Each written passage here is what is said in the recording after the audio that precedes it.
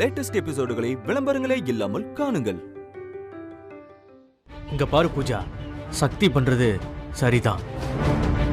சரி மாமா, அவ பண்றது சரியாவே இருக்கட்டும். அதுக்காக எங்க அம்மாவெல்லாம் எழுப்பாளா? அவ எங்க உங்க அம்மா இழுத்தா? நீ தான் தேவையில்லாம அவங்க அப்பாவை பத்தி பேசி அவளை வம்புக்கு இழுத்த. அதுக்கு அவ பதில் சொன்னா, அவ்வளவுதான். இங்க பாரு பூஜா, உன் நல்லதுக்கு தான் சொல்றேன். இனிமே நீ தேவையில்லாம சக்தி விஷயத்துல தலையிடாத. அவ போக்குல அவளை விட்டுரு, இல்லனா உனக்கு தான் அவமானம்.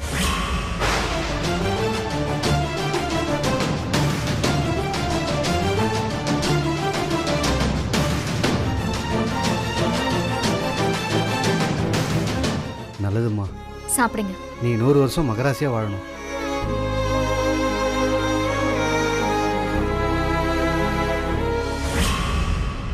கோகிலம்மா, நீங்க ஏதோ முக்கியமான விஷயம் பேச வந்திருக்கீங்கன்னு எனக்கு புரியுது. ஏன் இவ்வளவு தயங்குறீங்க? என்னவா இருந்தாலும் என்கிட்ட சொல்லலாம். நாளைக்கு யமுனா உங்க வீட்டில் வந்து வாழ போற. சொல்லுங்கம்மா, எதுவா இருந்தாலும். கோகிலா, மீனாட்சி அம்மாவே இவ்வளவு தூரம் சொல்றாங்க, நீ சொல்ல வந்த விஷயத்த சொல்லிரு. என் பையன் தகுதிக்கு ஏத்த மாதிரி எல்லாமே நடக்கணும்னு ஆசைப்படுறேன். அந்த 40 பவுன் நகை வந்து அதான் எங்க அம்மா தனியாளா கஷ்டப்பட்டு அதை ரெடி பண்ணிட்டாங்கல்ல. இங்க பாருங்க, எங்க அம்மா வாக்கு கொடுத்தா கொடுத்ததுதான். அதுல எந்த மாற்றமும் இருக்காது. நீங்க அதை பத்தி கவலைப்பட வேண்டாம். கல்யாணம் பண்ற அன்னைக்கு உங்க கையில நகை இருக்கும். துர்கா, நீ சும்மா இரு. சொல்லுங்கம்மா, என்ன விஷயம்? 40 பவுன் நகை நானும் கேட்டேன், இல்ல நல்லா சொல்லல.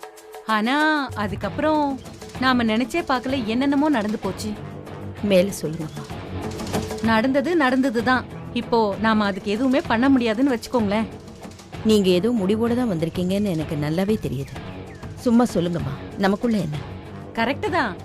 நான் பெருசா என்னங்க கேட்க போறேன். இன்னொரு 40 பவுன் சேர்த்து கொடுத்தா நல்லா இருக்கும்.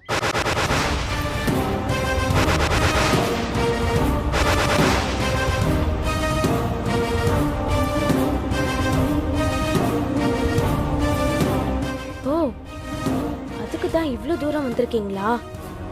இப்பதான் எல்லாம் புரியுது. கோகிலம்மா, நீங்க முதல்ல 40 பவுன் கேட்டீங்க.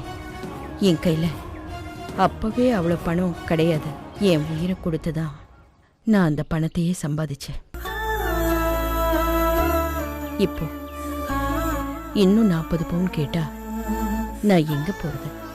என்னம்மா நீங்க, இவ்வளவு பிரச்சனைக்கு அப்புறமும் உங்க பொண்ணுதான் வேணும்னு நாங்க கல்யாணத்துக்கு இறங்கி வந்துட்டோம்.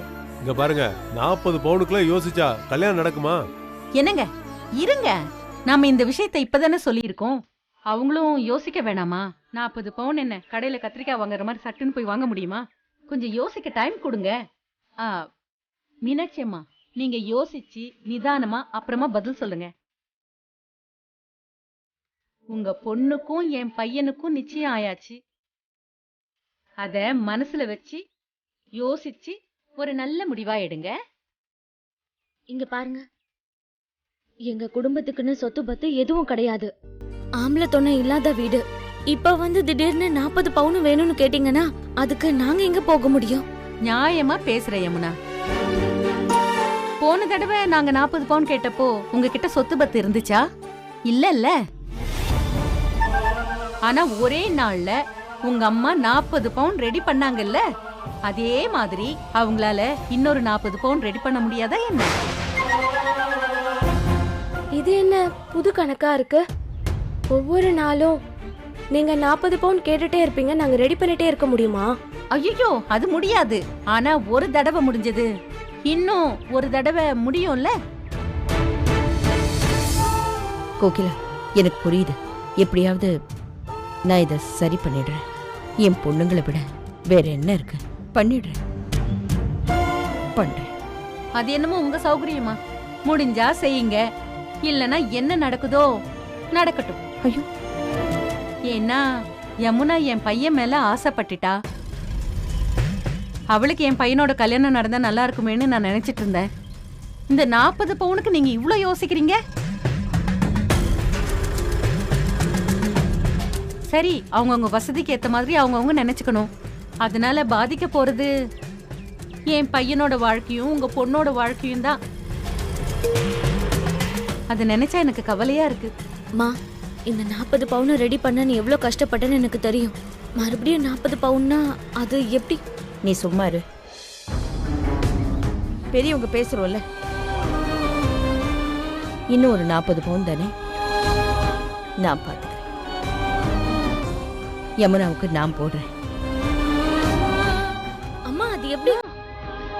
இன்னொரு 40 பவுன் போட போறியா? உன்னால முடியாதுன்னு நீயே இந்த கல்யாணத்தை நிறுத்துவேன்னு நினைச்சேன். எப்படி மீனாட்சி? அம்மா, அவ யாரு? என் பொண்ணு. அவளுக்கு போடாம எப்படி? எப்படியாவது போட்டுறேன். அம்மா, நீங்க கல்யாண வேலையை போய் பாருங்க. நீங்க எல்லாமே ரெடி ஆனதுமே நான் உங்களுக்கு சொல்றேன். அப்போ ரொம்ப சந்தோஷங்க. நாங்க கிளம்புறோம். அப்புறம் ஒரு முக்கியமான விஷயம். இந்த விஷயம் பேசினது கார்த்திக் கிட்ட எதுவும் சொல்ல வேணாம். அவனுக்கு தெரியாத மாதிரியே இருக்கட்டும்மா. அப்ப நாங்க கிளம்புறோம்மா. நாங்க போயிட்டு வரோம்மா. ரொம்ப சந்தோஷம். வரோம். வரேம்மா.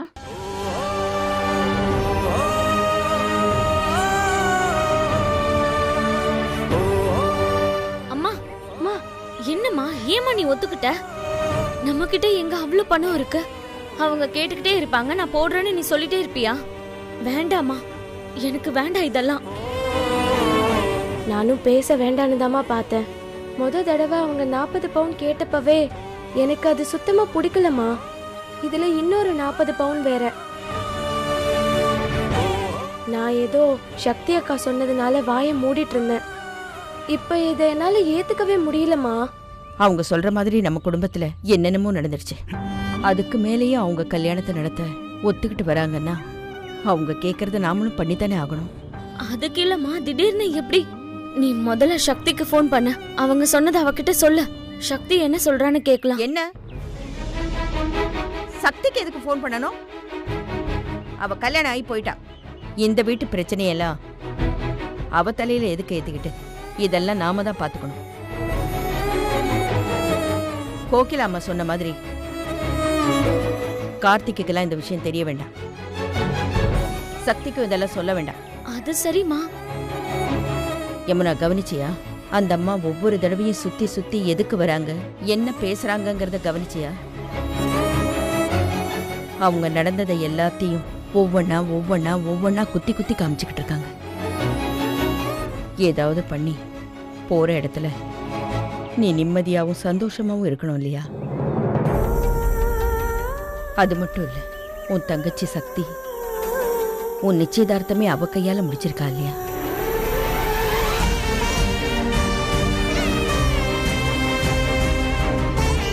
என்னடி இவங்க?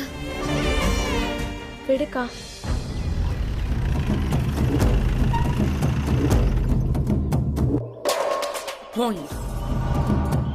டேய், சங்கிலி மப்பல இருந்தான்னு இன்னைக்கு சும்மா வந்துட்டேன்.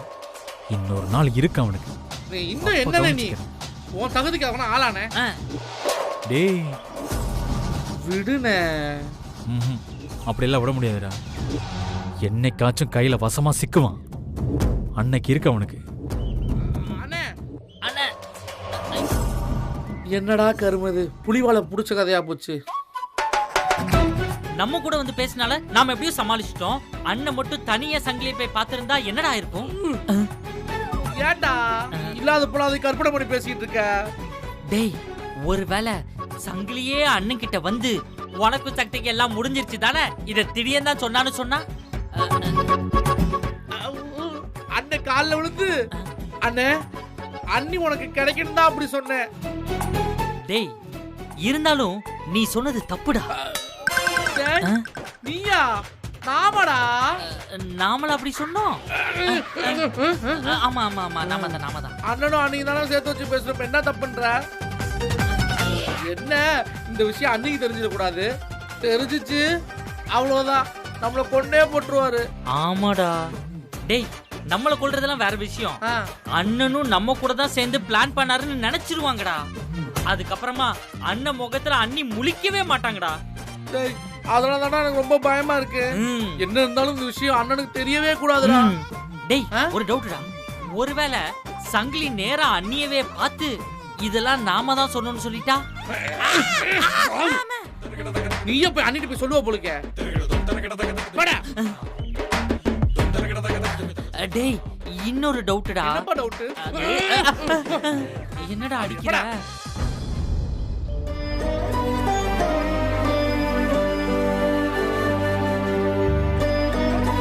அண்ணா யார தேடுற? சக்தியவா? ஆமா, எங்க அவ? வேற எங்க இருப்பா? அவ ரூம்ல தான். வந்தா வேலை எல்லாத்தையும் இழுத்து போட்டு செஞ்சா, திரும்பவும் அவ ரூமுக்கே போயிட்டா. அண்ணா அவ ரொம்ப பாவம் அண்ணா. தனியா ரொம்ப ஃபீல் பண்றா போல இருக்கு. நான் என்னம்மா பண்றது?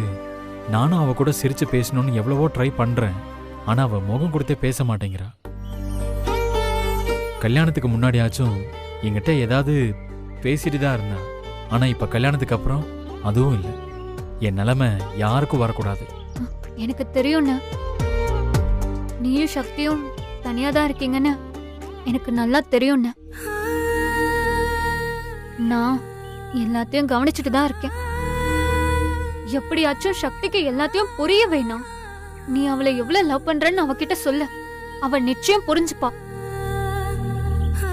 நீ போய் பேசுனா போனா. சரிம்மா, நான் போய் பேசுறேன்.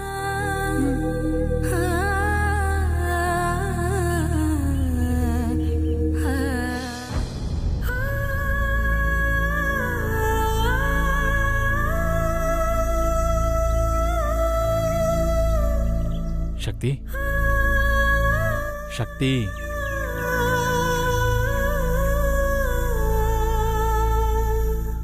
ஏன் சக்தி எப்போ இந்த ரூம்லயே அடைஞ்சு கிடக்குற? என்கிட்ட வேண்டாம், சரண்யா கிட்ட அப்பாட்ட எல்லாம் பேசிட்டு இருக்கலாம்ல. கல்யாணத்துக்கு முன்னாடி நீ எவ்வளவு ஜாலியா இருப்ப தெரியுமா? அந்த சக்தியை பார்த்துக்கிட்டே இருக்கலாம். சக்தி, நான் கெஞ்சி கேட்கிறேன், நீ எப்பவும் போல பழைய மாதிரி ஜாலியா இருக்கியா? ஜாலியா இருக்கணுமா? ஜாலியா இருக்கிற நிலைமையிலயா நீ என்ன வச்சிருக்க? நான் ஏன் இந்த வீட்டுல இருக்கேன்னு எனக்கு இன்னும் புரியல. இதுலனா ஜாலியா வேற இருக்கணுமா? இங்க நான் யாரு? என்னோட ஐடென்டிட்டி என்ன? எதுவுமே எனக்கு தெரியல. எல்லாமே எனக்கு குழப்பமா இருக்கு. நான் சக்தியாவே இங்க இல்ல. உங்க வீட்டுல இருக்கிற யாரையும் என்னால முழுசா ஏத்துக்கவே முடியல. அவங்களாலையும் என்னை ஏத்துக்க முடியல. போதா குறைக்கி எப்ப பார்த்தாலும் எதையாவது செஞ்சு பிரச்சனை பண்ண பாக்குறான் அந்த பூஜா. சரி, இந்த வீடுதான் இப்படி இருக்கேன்னு எங்க வீட்டுக்கு போலான்னு பார்த்தா அங்கேயும் எங்க அம்மா என்கிட்ட முகம் கொடுத்து பேசுறதில்ல. நான் பண்ண தப்ப அவங்களால கேத்துக்கவே முடியல. இப்படி எங்க வீடும் இல்லாம இந்த வீடும் இல்லாம என்ன நீ தனிமையில தள்ளி வச்சிருக்க. தாங்கிக்க முடியாத கொடுமை என்ன தெரியுமா? தனிமை. பண்றதெல்லாம் பண்ணிட்டு ரொம்ப ஈஸியா கேக்குற நான் ஏன் ஜாலியா இல்லைன்னு. என் நிலைமை இதே தானே சக்தி. ஆனா நான் உன்கிட்ட எந்த பொய்யும் சொன்னதே இல்லையே. பேரை மாத்தி சொல்லி பழகுனதே இல்லையே. திட்டம் போட்டு நீ தாலி கட்டுற மேடைக்கு வந்து நிக்கலையே. என்ன சக்தி, நீ எத்தனை தடவை இதே சொல்லுவ? உன்னை பாக்குறப்பெல்லாம் நான் சொல்லுவேன். ஏன்னா உன்னை பார்க்கும் போதெல்லாம் நீ செல்வாவா இல்ல வெற்றியான்னு கேள்விதான் முன்னாடி வந்து நிக்குது. இதையே சொல்லி சொல்லி என்ன பேச விடாம பண்ற நீ.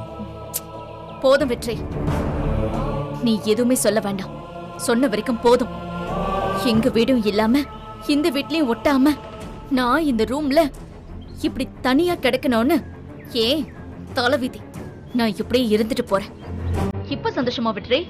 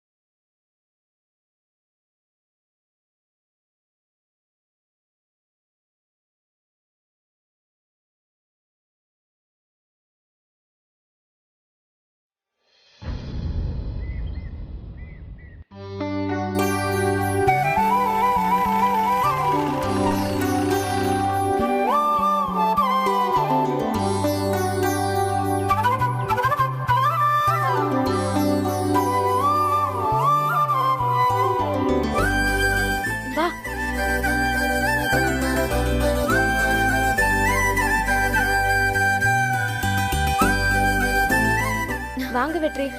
வாங்க வெற்றி. எப்படி இருக்கீங்க? சக்தி எப்படி இருக்கா? சக்தி அக்கா எங்க வெற்றி? அங்க எதுவும் பிரச்சனை எதுவும் இல்லையே? இல்ல, அதெல்லாம் ஒரு பிரச்சனையும் இல்லை.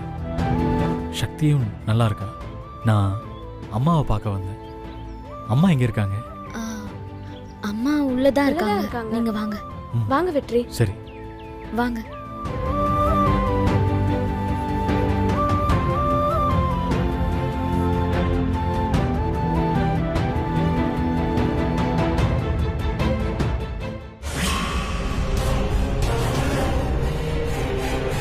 வாங்க. வாங்க.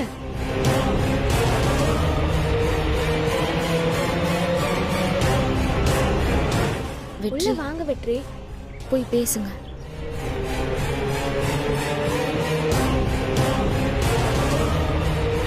அம்மா,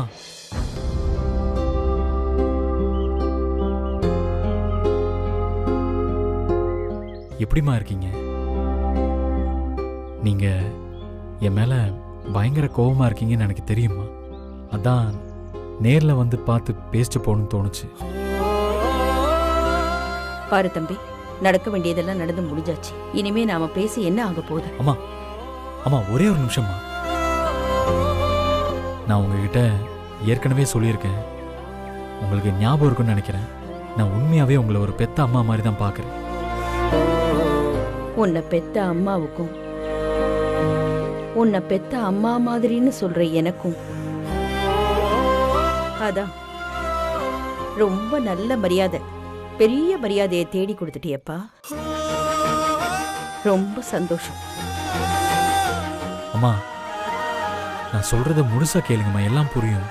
நான் ஒன்றும் நல்லவன்னு உங்ககிட்ட நிரூபிக்க வரலம்மா. என்ன நடந்துச்சோ அதை அப்படியே உங்ககிட்ட சொல்றதுக்காக தான் வந்தேன். சக்தியை நான் தாலி கட்டுவேன்னு சொல்லி நினைச்சே பார்க்கலம்மா. சக்தி மட்டும் வேற ஒரு நல்ல மாப்பிள்ளை கல்யாணம் பண்ணிக்க முடிவெடுத்திருந்தா அந்த கோவில் பக்கமே நான் வந்திருக்க மாட்டேம்மா. அங்க சக்தி கல்யாணம் நடக்குதுன்னு தெரிஞ்ச உடனே அந்த இடத்த விட்டு போயிருப்பேன். சக்தியை சங்கிலி கிட்ட இருந்து காப்பாத்த எனக்கு வேற வழி தெரியலம்மா. சக்தி வேற அந்த கல்யாணத்துல தாலியை கட்டுன்னு சொல்லி நின்னப்போ பூஜா எனக்காக மணமேடையில காத்துட்டு இருப்பான்னு எனக்கு தோணுச்சு. எனக்கு பூஜாவை சுத்தமா பிடிக்காதுமா. மணமேடையில இருக்கிற பொண்ணை அப்படியே விட்டுட்டு சக்தியை கல்யாணம் பண்ணிக்க முதல்ல எனக்கு மனசு வரலம்மா. ஆனா அதே நேரம் சக்தி கழுத்துல தாலி கட்ட மாட்டேன்னு என்னால மறுக்கவும் முடியல. ஏன்னா சக்தி என்ன முடிவு வேணாலும் எடுப்பேன்னு நிக்கிறாமா. வேற வழியே தெரியாம என் மனசுக்கு பிடிச்ச சக்தி கழுத்துல நான் தாலி கட்டிட்டேம்மா. அது உங்களையோ எங்க அம்மாவையோ உண்மையா அவமானப்படுத்துறதுக்காக இதெல்லாம் பண்ணவே இல்லைம்மா. அதை மட்டும் நீங்க புரிஞ்சுக்கிட்டா போதும்மா. அம்மா, சாமி மேல சத்தியமா சொல்றேம்மா, இதுதாம்மா உண்மை. சக்தி இன்னமும் எங்க வீட்டுல உங்க பொண்ணாதாம இருக்கா. தாலி கட்டி என் வீட்டுல இருக்காளே தவிர அவ எப்பவும் உங்க பொண்ணுதாம்மா. அவ எப்பவுமே உங்களைதாம்மா நினைச்சிட்டு இருக்கா. அம்மா, சக்தி இப்படி ஒரு தப்பான முடிவு எடுக்க எல்லா விதத்திலையும் நான் தாம்மா காரணம். அதனால நீங்க சக்தி மேல கோவப்படாதீங்கம்மா. சக்தி மேல எந்த தப்பும் கிடையாதும்மா. நீங்க கோவப்படுறதா இருந்தா என் மேல கோவப்படுங்கம்மா. நீங்க தண்டிக்கணும்னு நினைச்சா என்ன தண்டிங்கம்மா.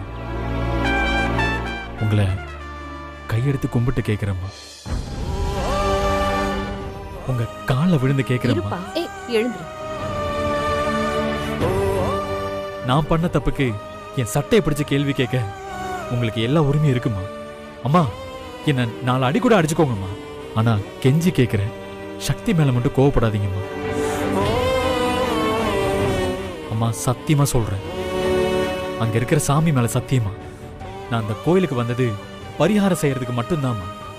ஆனா அங்க என்னெல்லாமோ நடந்துருச்சு. அம்மா, நான் நிஜமாவே இதெல்லாம் திட்டம் போட்டு செய்யலம்மா. அதை மட்டும் நீங்க புரிஞ்சுக்கிட்டா போதும். என் மேல இருக்கிற கோவத்துல நான் பண்ண தப்புக்காக உங்க பொண்ணை நீங்க தண்டிச்சிடாதீங்கம்மா. இதுக்கு மேல எனக்கு சொல்ல எதுவும் இல்லைம்மா. என் மனசுல உள்ள எல்லாத்தையுமே அப்படியே உங்ககிட்ட சொல்லிட்டேன். அதை ஏத்துக்கிறதும் ஏத்துக்காததும் உங்க இஷ்டம்மா. நான் வரேம்மா. வெற்றி,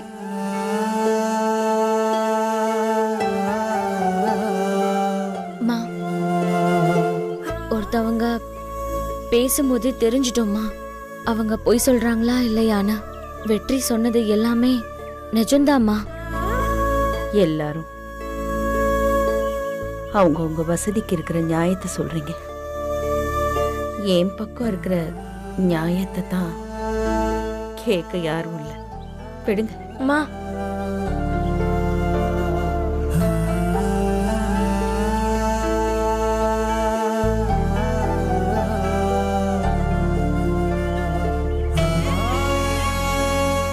வெற்றி, ஒரு நிமிஷம். வெற்றி, நீங்க பேசின எல்லாத்தையும் கேட்கும்போது எங்களுக்கு ரொம்ப கஷ்டமா இருந்துச்சு.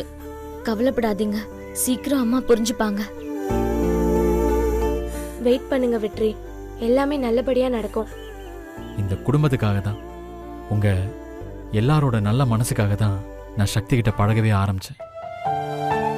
ஆனா என்னமோ தெரியல, என்ன அறியாமலே நான் சக்தி கிட்ட என் மனசை பறி கொடுத்துட்டேன். அதுதான் இப்ப நடக்கிற எல்லா பிரச்சனைக்கும் காரணம். இப்போ நான் ஆசைப்பட்டதே நடந்துருச்சு. சக்தியை நான் கல்யாணம் பண்ணிக்கிட்டேன்.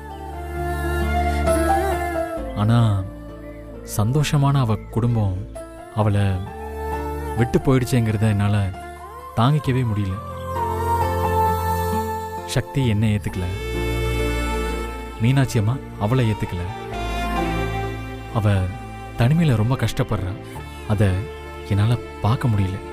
பாவம் சக்தி. எனக்கு ஒன்னே ஒண்ணுதான், மீனாட்சி அம்மா சக்தியை ஏத்துக்கணும். அது எப்படியாவது நடக்கணும். அது போதும், எனக்கு வேற எதுவும் முக்கியம் இல்லை. கவலைப்படாதீங்க, சக்தி உங்களை சீக்கிரமே புரிஞ்சுக்கிட்டு ஏத்துப்பா. எங்களுக்கு அந்த நம்பிக்கை இருக்கு. ஆமா வெற்றி. சரி, நான் கிளம்புறேன். சக்தி அங்க தனியா இருப்போம். வெற்றி, சக்தியை கொஞ்சம் நல்லா பாத்துக்கோங்க. அவ ரொம்ப பாவம் வெற்றி. வெளியே தான் அவ படபடப்பா பேசுவாளே ஒழிய, ஆனா அவளுக்கு எல்லார் மேலேயும் பாசம் அதிகம். சக்தியை பத்தி என்கிட்டே சொல்றீங்களா?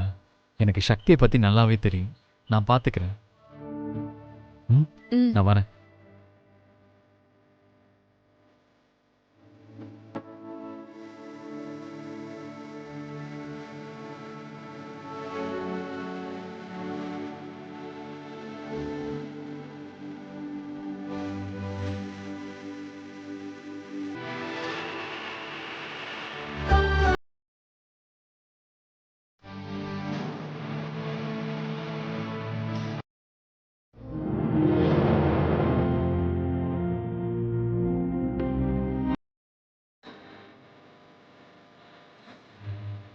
மீனாட்சிக்கா, பெஸ் வேலையெல்லாம் முடிஞ்சிச்சு, நான் கிளம்புறேன். ஏய் என்னடா அது? பா, என்ன எல்லாம் சாப்பாடு போட்டு வச்சுட்டு ஒருத்தர் முடிஞ்ச ஒருத்தர் பார்த்துட்டு.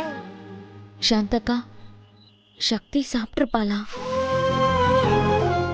சாந்தா அக்கா, எங்களுக்கு இப்போ சக்தி அக்கா ஞாபகமாவே இருக்கு.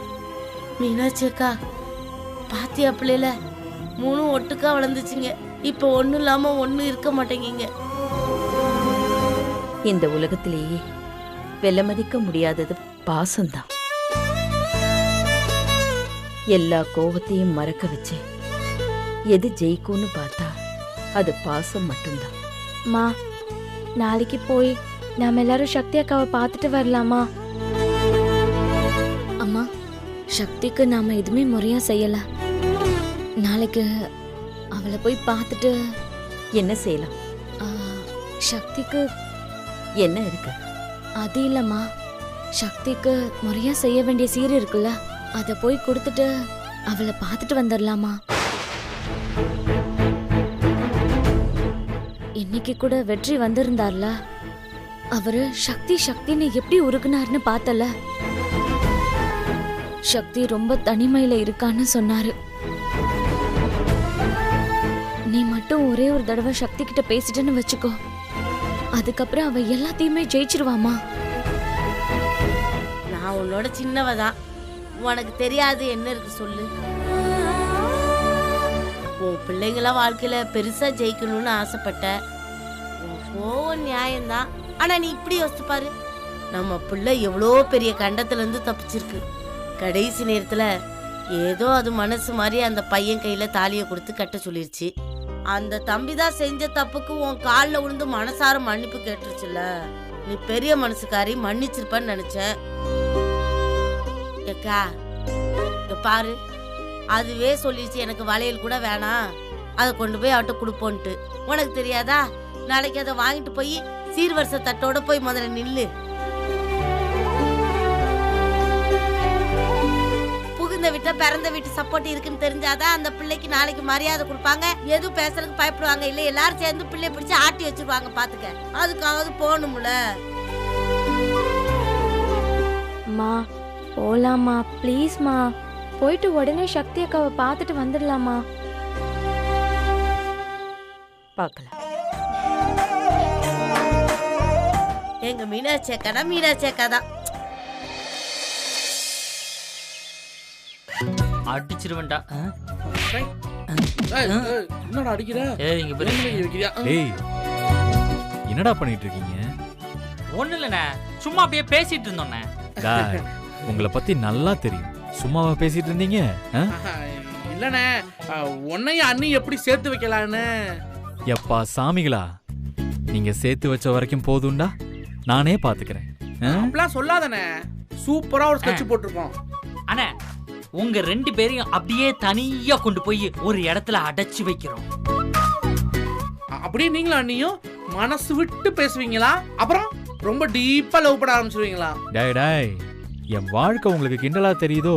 சாச்சா, அப்படிலாம் இல்லண்ணே, சீரியஸா தான் சொல்றோம். எனக்கு இப்ப இருக்கிற கோவத்துல உங்க 2 பேரையும் நான் கொல்ல போறேன். டேய், அண்ணன் நிஜமாவே நம்பிட்டாரா? தனியா கூட்டி போய் சேர்த்து வச்சிருவோமா? டேய் உங்களை அடினே, அடி நல்லா அடினே. உனக்காகவும் உன் லவ்வுக்காகவும் ஓடா தேஞ்சு போன உடம்புனே இது. என்ன சொல்றான் பாரு, தேஞ்சு போன உடம்பு எப்படியாடா? அண்ணா உன்னை இப்படி பார்க்க சந்தோஷமா இருக்குண்ணே. அண்ணே, நீ இப்படி மனசோடு சிரிச்சு எவ்வளவு நாள் ஆச்சுண்ணே. சரிங்க, நல்லா சரிங்க, நல்ல சத்தம் போட்டு சரிங்க. உங்களுக்கு என்ன, இந்த வீட்ல கஷ்டப்படுறது நான் தானே. உங்க ஜாலில எந்த குறையும் வர வேண்டாம். சரிங்க, நல்லா சிரிச்சுக்கிட்டே இருங்க. சக்தி நில்லு. உனக்கு ஏன் சக்தி இப்ப இவ்வளவு கோவம்? நீங்க எல்லாம் ஜாலியா இருக்கீங்க, நான் மட்டும் இந்த வீட்ல தனியா இருக்கேன். அதுக்கு காரணம் நான் தான், அதான சொல்ல வர இப்போ. இன்னும் எத்தனை தடவை உனக்கு சொல்லணும்னு ஆசை இருக்கோ சொல்லு. ஏன் உண்மையை சொன்னா உனக்கு அவ்வளவு கோபம் வருதா? ஆமா, உன்னை யார் இப்ப ஜாலியா இருக்க வேண்டாம்னு சொன்னாங்க? நீயும் ஜாலியா இருக்க வேண்டியதானே? பேசாம போயிடு, செம்ம டென்ஷன்ல இருக்கேன். நீ கவலைப்பட வேண்டாம், இன்னைக்கு நீ சந்தோஷப்படுற மாதிரி ஒரு விஷயம் நடக்கும். என்ன நடக்கும்? இல்ல என்ன நடக்கும்னு கேக்குறேன். சும்மா வாய்க்கு வந்ததெல்லாம் சொல்லிக்கிட்டு இருக்காத. நான் சொல்றத கொஞ்சம் முதல்ல கேளு. இன்னைக்கு உன்னை பார்க்க உங்க வீட்ல இருந்து உங்க அம்மா, யமுனா, துர்கா எல்லாரும் வருவாங்க. நீ பண்ண வேலைக்கு இந்த வீட்டு பக்கம் யார் வருவா? அண்ணே, நீ பார்த்து எதுவும் சொல்லி வைக்காதண்ணே. பாவனே அண்ணி மனசுல ஏதோ ஆசையை வளர்த்துக்க போறாங்க. டேய், என்னை பத்தி உனக்கு தெரியும்ல, நிச்சயமா அவங்க இன்னைக்கு வராங்க. அண்ணி, அதான் அண்ணன் இவ்வளவு தூரம் சொல்றாருல, நம்புங்க அண்ணி, அது நிஜமா தான் இருக்கும். உங்க 3 பேரையும் நம்பணும். இந்த உலகத்திலேயே உங்க 3 பேரை மாதிரி பொய் சொல்ற ஆட்களை நான் பார்த்ததே இல்ல. அப்படிப்பட்ட நீங்க சொல்லிட்டீங்கல்ல 3 பேரும் இந்த வீட்டுக்கு வருவாங்கன்னு, அப்ப எழுதி வச்சுக்கோங்க, கன்ஃபார்மா அவங்க வரமாட்டாங்க. அப்படி மட்டும் வரட்டும், நான் என்னன்னு பாக்குறேன். வந்துட்டா என்ன பண்ணுவ சக்தி? வரட்டும், அப்புறம் பார்க்கலாம்.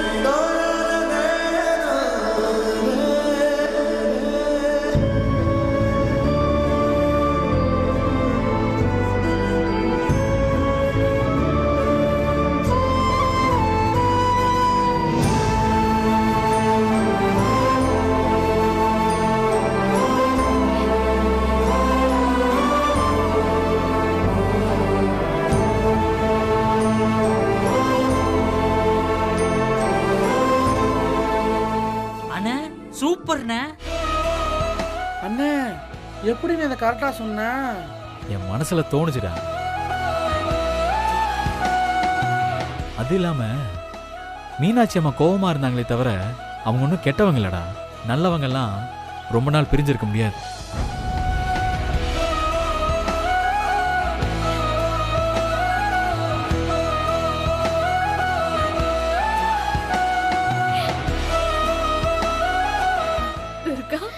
எப்படி இருக்க?